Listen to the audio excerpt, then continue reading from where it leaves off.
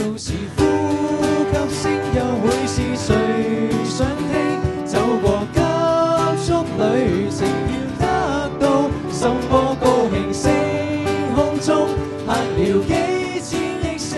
歡迎大家嚟臨由大家樂主辦嘅大家樂壇音樂會。大家樂咧喺今年嘅暑假首度咧變身為 Live House，舉辦咗3場名為大家樂壇嘅音樂會啊，就喺呢一度啦。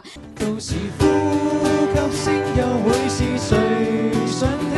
走過急速旅程要得到什麼高興？星空中係大學識嘅一班同學仔嚟嘅，咁之後覺得畢咗業之後可能冇機會唱歌，咁就覺得好可惜，咁希望團結就是力量啦，有個伴一齊喺音樂路上繼續向前行。一定要大次重複嘅生活，重複到週末，快要遺忘掉最簡單嘅微笑。細個聽故事，細聽得。其實咁嘅，我同發仔係喺大學識嘅宿舍，佢又分享佢嗰啲音樂俾我聽，咁我分享我啲音樂俾佢聽，咁大家覺得諗法好似，就開始一齊寫歌啦。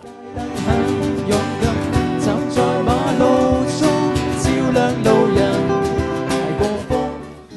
河川是流動的詩向我啟示，隨風擺脫舊衣飾，引發新鮮故事。魔幻了，凌厲的角上有多少？咁我覺得今次好有心機啦，搞呢個 show， 真係搬開晒啲台啦，個台整得咁靚啦，熒光棒啦、燈光啦，咁所以非常之特別。蝴蝶盡情地拍翼，探索新的領域，忘掉了遺下的快樂有多少？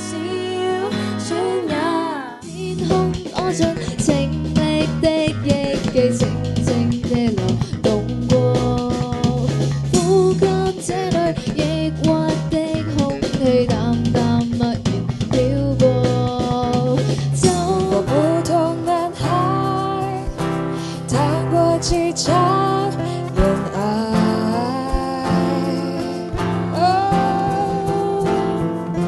喜歡的人很多。咁啊，講下作歌咧，平時我啲歌咧通常都係喺旅行嗰陣時寫嘅。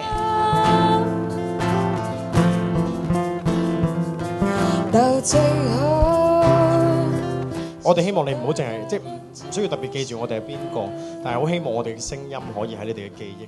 一個問題，我們